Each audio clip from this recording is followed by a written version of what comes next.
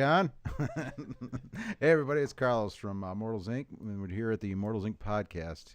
Once again, we are here to talk about Trail of Cthulhu this week, Josh. Is that what the banner on the back says? Trail of Cthulhu and some new products. Once again, I have Nate Elwood with me. How y'all doing? And we're going to talk about that. He's in a big campaign, and there's some other stuff going on that I have, but we'll get to that later. Right now, we're going to do a quick review of some products we got coming in, or that have come in. The first thing we got was some craziness. The latest D&D miniatures, Dungeons of the Mad Mage, are out. We had one case sold out immediately, and we didn't get to do our box break, but this Saturday, probably 6 o'clock. This Saturday at 6 o'clock, we're going to schedule it on Facebook. We're going to be doing the box break, open these up. So if you want something out of it, you better contact us. This means you, Matt, because you already contacted me. And or slide by and we'll be here doing that. Well, now, what do these minis cost? Is it based on size or is it based on? Well, there's two. You can buy the booster boxes, which is what a guy did. He just bought a case. There's a booster box. So this one part here. Yeah, I think it's $15.99. $15.99. And you get how many miniatures in there? Huh? Yeah, plug it back in. This? Oh, hold on, technical difficulties. So this case, it's $15.99. No, the box is $15.99. Right.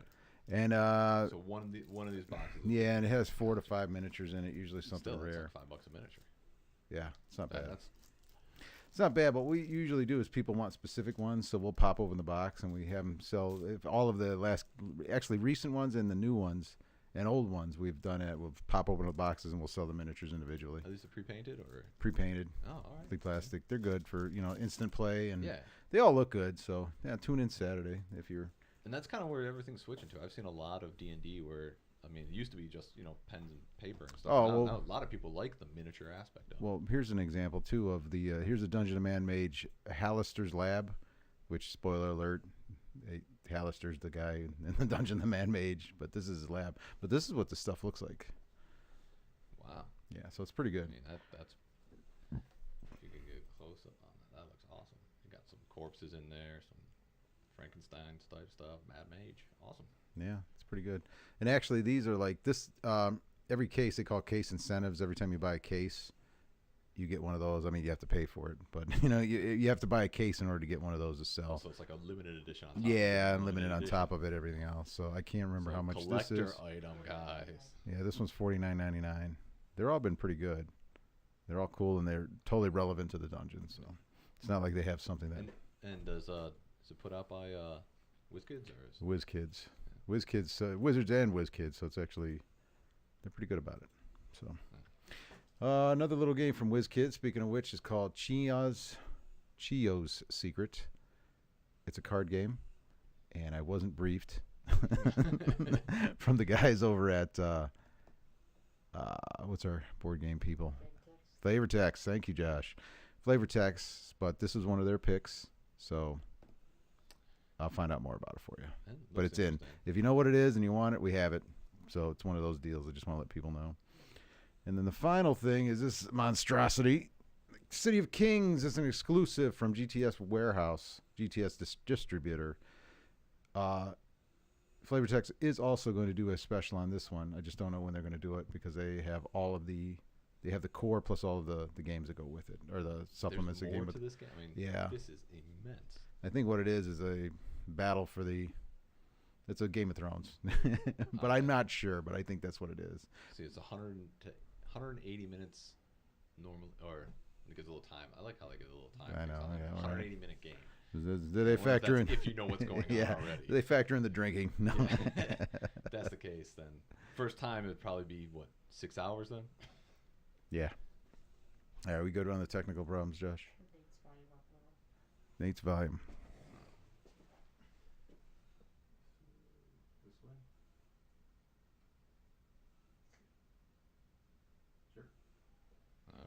Sorry, Nate. Sorry, everybody.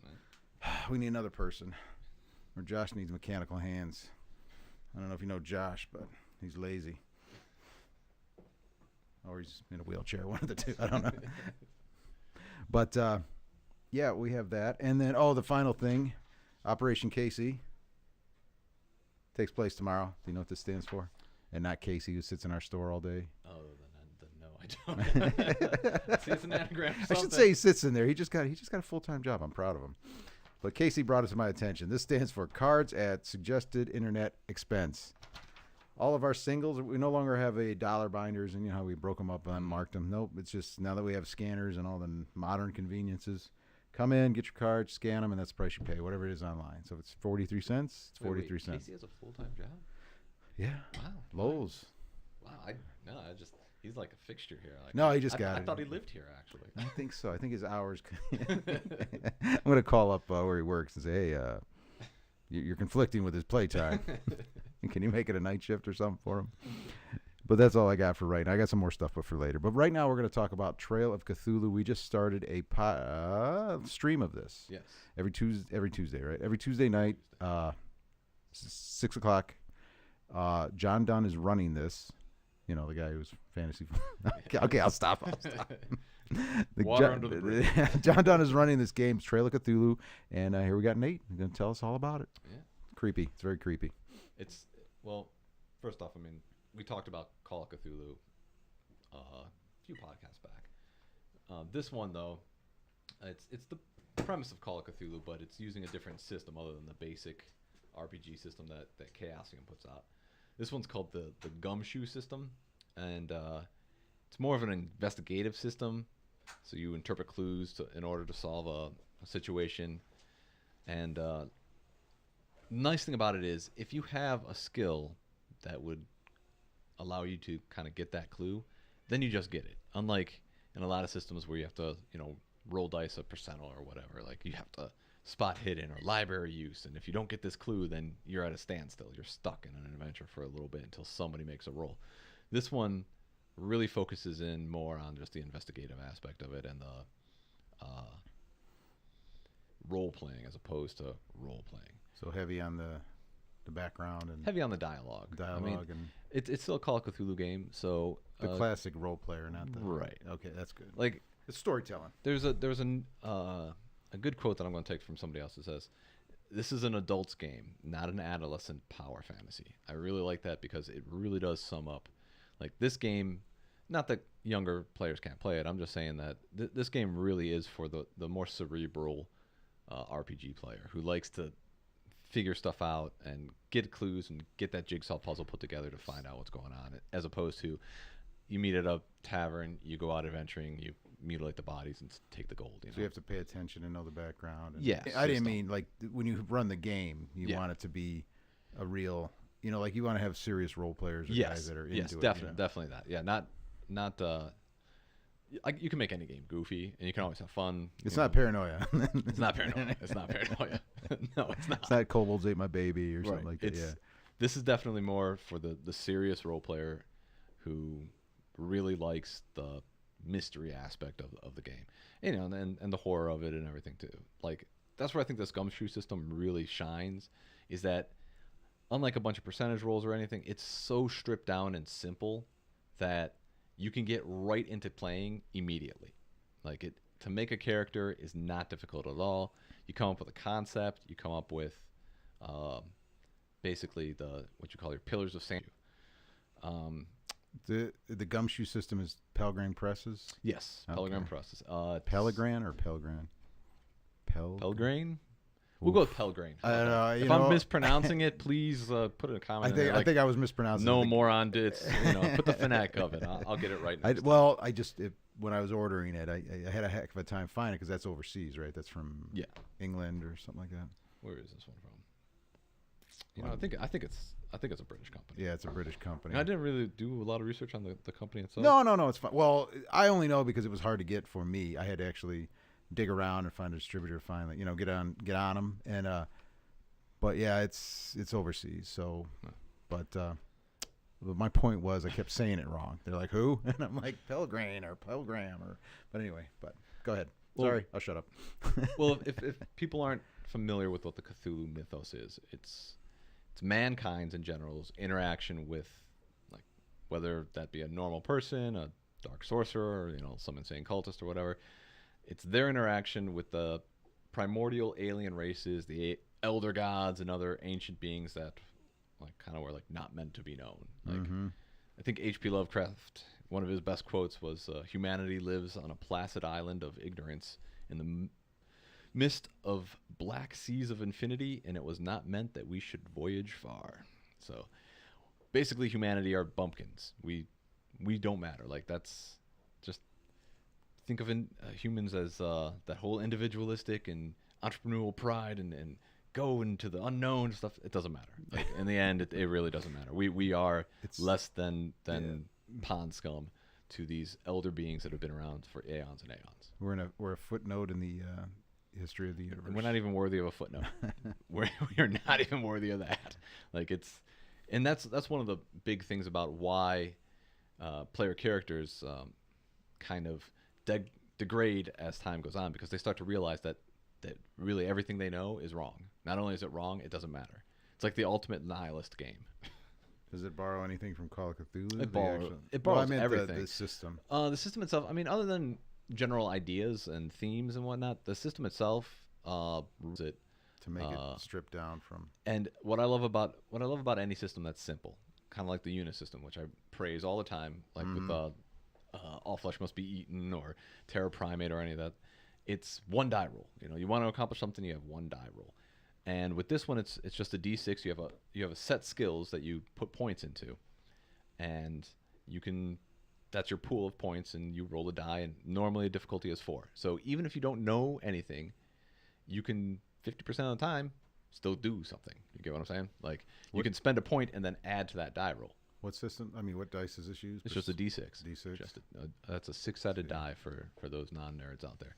And then that's all you ever need is 6-sided? Just one 6-sided die. That's not even bad. And another great aspect of it is it puts most of it into the player's hands as opposed to the GM's hands.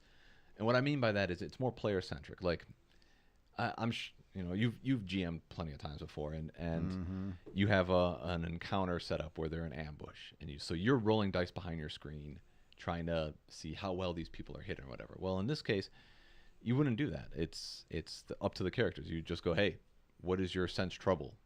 And they roll that die, and it's completely on them how that encounter will go, because the cultist or whatever thinks that, oh well, yeah, I'm hidden, and it's up to the PCs to see if they are. He's more worried about the story than it is. Yes, definitely. Okay. This is definitely more story centric. This is more, like you said earlier. It's definitely more mature game than. It's not the kids' game. This isn't. Well, I mean, I guess you can turn any game into a rock'em sock'em punch up or something. But I meant like I could see where this is made for storytellers and all that good stuff. So and the themes of this book are definitely geared way towards a mature audience. I mean, just the H.P. Lovecraft stories are definitely cerebral horror. This, you could get gory, you can get sexual, you can all the aspects of horror out there. You can fit into this. And speaking of into this, like just the book itself, it's a hefty rule book. It doesn't have a huge amount of page count, but no, it's nice.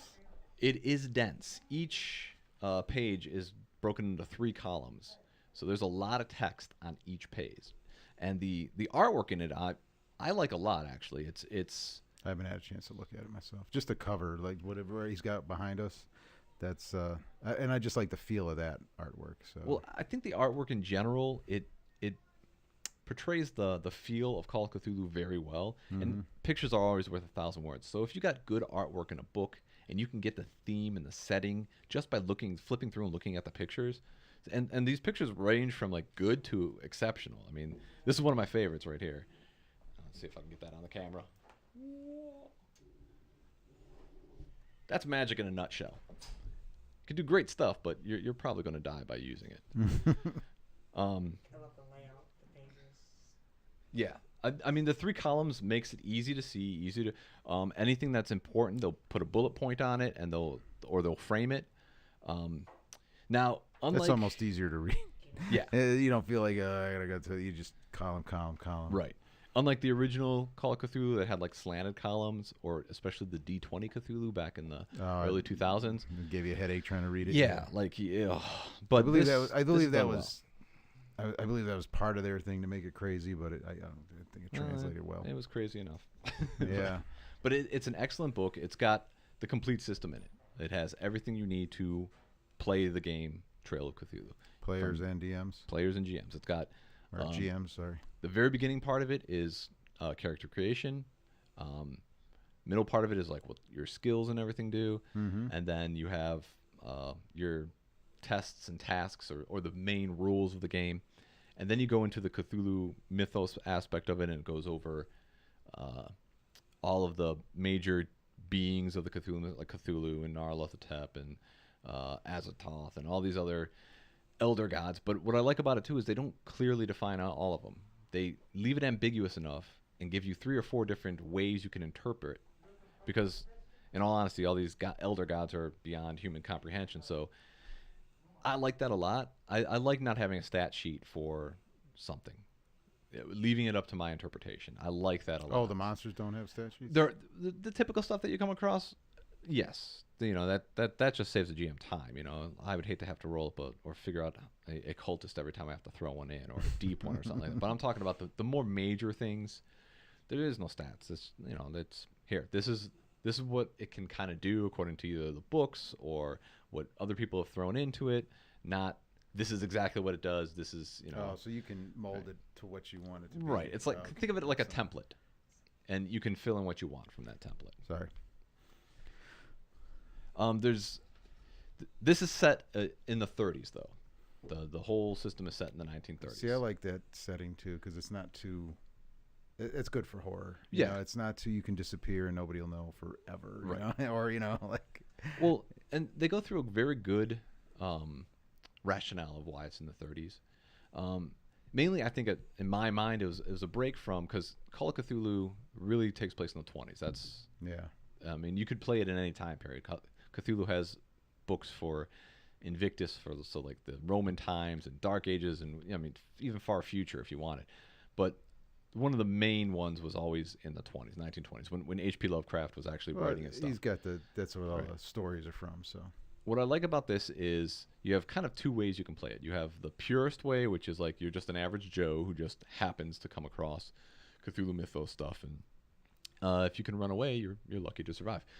And then you have the pulp way to play it, which is instead of running away, you pull a gun and start shooting at it. So I mean, and the 30s works really, really well for that. I think a mixture of both types of gameplay is best. It's yeah, I could see that. I mean, you're going to run away from the stuff that scares you, and you're going to fight the stuff that doesn't. But I do like how fleeing is a valid skill in this. I think just looking at the book and hearing what you're saying, I think that gumshoe, you know, the classic gumshoe or the pulp area would probably work good with that system. Yeah. Like the Call of Cthulhu, if you want classic Call of Cthulhu, just play Call of Cthulhu. Right. But this sounds like it's something a little extra. Like you might go hunt them, you know. Yeah. You would, or, hey, you would what's up? find a reason to, yeah, to keep going. What's this going over here? Do you ever, not to cut you off, but you know what made me think of this is I was watching Cast a Deadly Spell the other night. Did you ever see that? I have not. Oh my! You should go home and watch Cast a Deadly Spell. It's HBO film from the 80s. It's that story. Oh, yeah. It's a gumshoe detective, and his name's Lovecraft, and he doesn't use magic, but everybody else does, and it's got Cthulhu tie-ins, which is, of course, is what it is. But anyway, I'll go check it out. yeah, Yeah, go Cast a Deadly Spell. But go ahead. I lost my train of thought there. Sorry. Gumshoe. Book's well done. I'll Yep. put it that way. The book is well done. Layout's good. Art's good. How the book flows from one chapter to the next, also very good.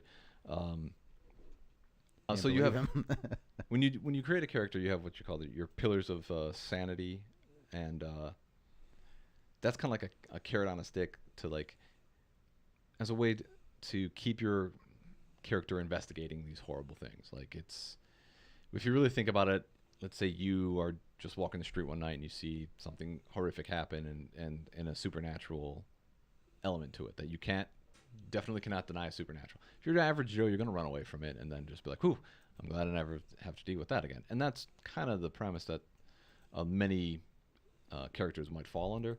But with these pillars of sanity and I'm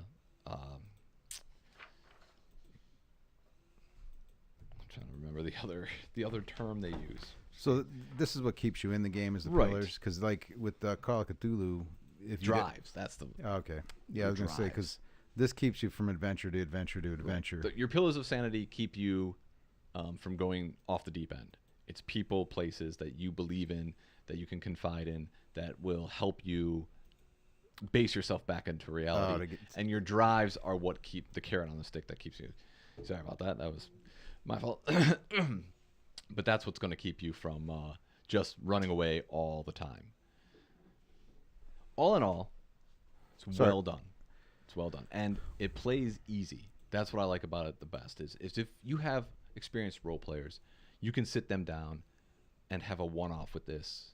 Because mortality rate, it seems, if I'm looking at just the rules, it's going to be a little high. It's Call of Cthulhu. You never expect a character to retire and have a house in Florida like this.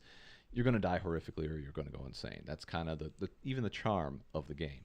So it's nice that you have a stripped down system that's easy to learn, easy to put together. You can, a lot of your pillars of sanity too are NPCs in essence that could become PCs because your character's been talked to for so long. Can you lose those pillars?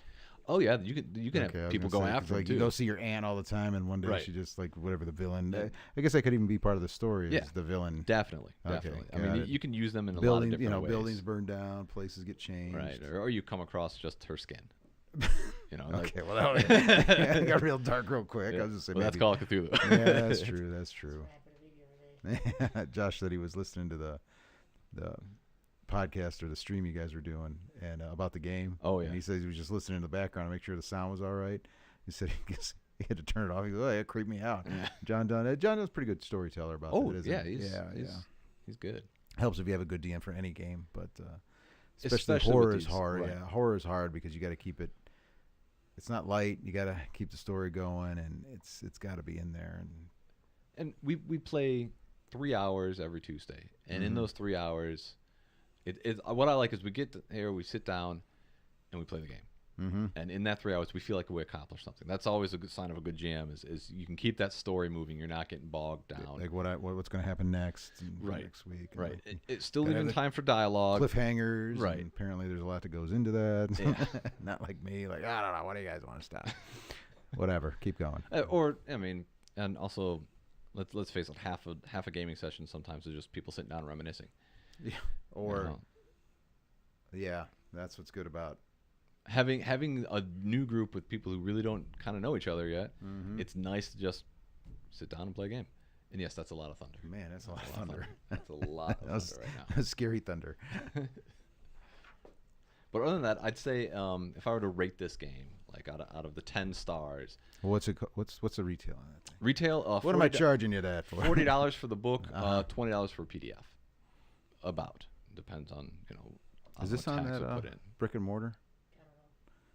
I'm going to check on the brick and mortar because the bits and mortar, like a lot of games they have, if you buy them, you get a free PDF, and we can send it to you. I can check it when we leave here, but it's worth the money. I'll put it that way. way. That's the litmus Oh, test you mean for to any just game. buy? If you didn't buy the hardback, it's $20 for the PDF. Yeah. A lot of companies now, if you buy the hardback, you get the PDF too. And I think there's it's a company called Bits and Mortar that caters. I know that the only reason I'm saying this because I know Call of Cthulhu Chaosium products are on there.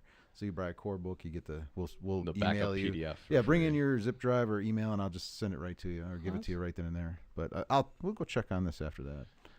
But yeah, like if you just bought the PDF, which is obviously every book's available now, PDF. It's $20. Me, I personally still love having a copy. You got to have the book. Yeah. I mean, it's just you're role playing. It's for $40. It's a good book. It really is a good book. And if I were to rate the system itself, now I've just started playing it, but I've read the whole system. It's a lot to read. Don't get me wrong. It's not even that thick too either. It's not thick, but it is dense. It's very dense, and there's a lot of information in here, and it's got there's not full a bestiaria. page Right. I mean, it's got enough art in it to break it up a bit, so it's not just text. It doesn't feel like you're Is it a good the read? Bible. Yeah, actually. I mean, it moves along. It moves along and be like, oh, I can do this. And being a Clevelander, what's really cool about this is the sample adventure in here takes place in Cleveland. Does it? Torso murders. So a torso killer. So I didn't know that. If I'd have known that, I'd probably. It's even got a little map of 30s Cleveland in here. So now let me see it. Let me verify that. There you go. Oh, that is cool. Yeah. Many of the streets that I've walked down plenty of times. So. Oh, I don't know. You're not playing this if you're in Cleveland. That's epic. Yes. I did not know that. Man, I should be pushing this more. You should. That is put the a lot of Cleveland fun. connection in there. Man, and they're from Britain? Yeah, this is an English company, and they picked Cleveland. That's great. Well, it's the Torso Murders. I mean, yeah, how do you get much less pulpier than? I know, yeah, it's Elliot 30s. Ness Yeah, and- Elliot Ness, 30s. Yeah, that's right up there. Yeah, why wouldn't you? Right. You know, I mean, you got a bunch of decapitated people in a city that's never solved by one of the best, investigators of all time in Elliot Ness. So, Yeah. I mean, that's ripe for some kind of supernatural stuff to be put in there. Kind of like the History Channel. I'm not saying it's aliens, but aliens, right? Let me tease my hair out. Yeah. Get all Yeah, crazy. I can't do that. Ah, anymore, it's but- all right. It's all right. It happens. What are you gonna do? Well, but I didn't finish giving the rating. Okay. Out of 10 stars, right? If 10 being the best game ever published, this probably is up there about 8. 8 stars. What's the drawback to it? Drawback to it, I think, will be this would turn a lot of people off just based on its seriousness. I think there are people out there who just love the power fantasy game, who likes more superpowered characters. I'm gonna guess it's depressing too. Most people get away. Yeah, I mean, you're dealing with subject matter that is not. You're not. There's no bad guy that you're going to go after and save the kingdom and get the girl. I mean, this is like you find out that you just stopped something horrific from happening, and nobody's going to believe you Or care. Yeah. because yeah. it's beyond their comprehension. Have a lot of good movies, especially when it comes to like sci-fi or horror. Mm. And in America, they like to have their happy endings. Yes. So, no matter how ridiculous it is, you'll have a happy ending at a story, and you're like, come on. But then there's a whole bunch of good stories that never do well at the theaters or anything because they're just good stories, but there's Right. no happy ending. So people don't want to spend money to be. Well, there's no the depressed. guy gets the girl and all. Yeah, This yeah. stuff. I love this. As far as the system, it's Right. solid. It's Like, a good read. That it's- 8 stars is for the general role player. I Yeah. think that they will look at this game and like the way it's presented, like how the rules are set up. They'll like a lot about this game. If they like Call of Cthulhu, even more so. and it's supported too. There's a lot of There's a lot of books. heck, there's 30 years of Chaosium that you can easily. Oh yeah. Switch But I into meant this. just that system But this itself. is system supported. itself, yes. Because I know I got there's some magic book I got. Right. There's Oh, a magic, yeah. the magic book. There's a adventure. There's some background material. That's I got a nice little line of it, but there was so much more. So like if it I'll start once it's like anything's business. If it starts going, and especially with you guys doing the stream, I'll always keep it in stock. So it'll be here if anybody wants to try it out. If anybody out there is looking to just kind of pick up a game and they want to have a semi-serious or serious campaign, what's great also, this is great for one-offs. It truly is great for one-offs. Any of the horror games. You can make 6 pre-generated characters in less than 45 minutes, come up with a concept, and you have everything you need in this book to pull it off. You just have to have the idea, because it doesn't involve you making a roll or doing this or doing that. You just come up with just bullet points of this is what I kind of want to happen, and then just let it go. I think that's awesome. I love that aspect of it. It's so simple. Your characters, the PCs or the other players, they don't have to read an entire book because they don't have to min-max anything. Yeah. Like you got a couple of points here, a couple of points there, and go with it. It's really good. It's really good. Well, that's cool. All right, well, that's good. We're going to have that in stock, and we'll be good. And I think it's a nice-looking book. I'm just amazed that they put Cleveland in it. So now I'm going to have to put a copy in my personal collection. And that's super cool. Anything else in the last end of it, Josh? Anything? If you're interested to see how it plays out, check out the stream on Tuesdays. Tuesday nights, 6 to 8. We had the door open because it's super hot in here because the weather changed here in Cleveland. And it's hot in the building, so I had the door open so everybody walking by, I can hear the dog, and Nancy's out there screaming. I'm going to go throw this pop can at her. But, yeah, come on in, and I'll have to do that. Couple of last-minute announcements before we go. Oh, let's see. We have a, that giant ship that WizKids put out? Oh, yeah, the pirate ship. Josh is going to be doing a raffle for that. I think he's going to start it next Wednesday, which is our D&D night. Good night for it. He'll have the details online, or you're here. We're going to do box break on the minis. Our Patreon is still going, so if you want to help us out, get new mics, and we're about to get some new mics with what we have on there. So we'll actually have one new mic. We're going to get Nate a nice mic. Hey, all right. That's based on, and you can go on there and you get there's some exclusive content, some exclusive content. There's some bonuses. There's still Katie Paints is still helping us out with that, and the magic. And I'm gonna add some more stuff here. We got a lot going on. Somebody just came in and said our content has increased online. So that's what I'm really trying to do. The painting contest ends Saturday.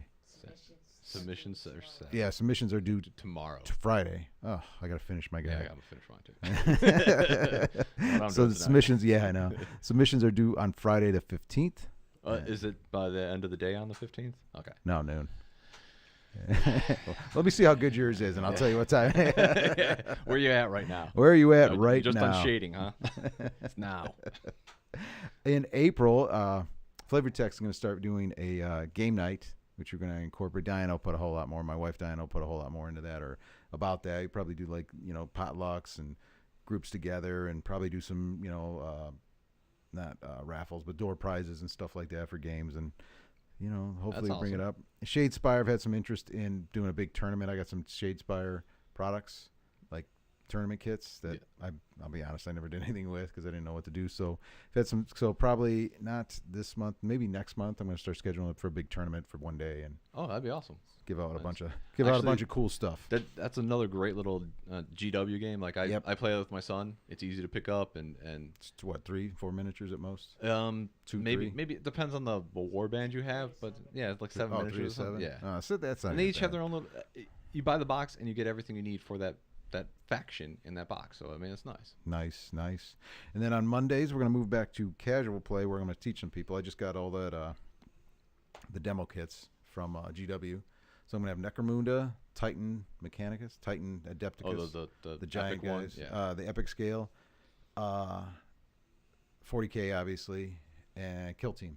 So I'm going to have like a little setup. If you want to learn, come on in. I'll show you what's going on. It's going to start the 24th. I think it's not this Monday, but next Monday. So it'll be a regular thing. And new pops. Next week I should have new pops. The Funko Pops. Oh, the bobble The things. crazy bobble things. I'm getting a whole bunch of. I'm pointing at nothing. It's people on the stream have no idea what I'm pointing That's at. what we're using for sound just- buffers here. Yeah. Just think of it this way: however big the wall is behind us, it's twice as big and it's full of pops on the other side. So What is that? Someone followed us. Oh. Josh, we're gonna need another technical guy in here. I really think, because we had some camera problems, we had some mic problems, and Josh can't reach them, and I can't keep jumping up and down, and there's whatever's going on. But whoever followed us, thanks.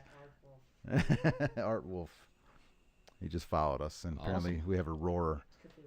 Cthulhu. Cthulhu? Oh, for the Trail of Cthulhu. Oh, that's kind of cool. awesome. All right, guys. Well, thanks for listening. We're going to be making this into a podcast and putting it on Everything. SoundCloud, Apple. Pretty and much all that. everything. Yeah, all that, everything. I think I have 2 more that are in the queue. I'm going to go do those today, right now, probably. And then this one should be up in another few days. So if you missed it or you want to listen to it on the go. And as always, if you guys have a game that you want reviewed, Oh, yeah. put it down in the comments or just Email or us, something. Be like, hey, comments, anything. The easiest is Facebook comments. Just Yeah. say, I want to do this. And we're still working on a page. So once we have a page, I think we'll be better. Josh, looking in that direction to get somebody to get me a page going. One more. That direction. You see that, Nate? I saw it. Under the fourth wall. I saw it. Yeah, busting that fourth wall down.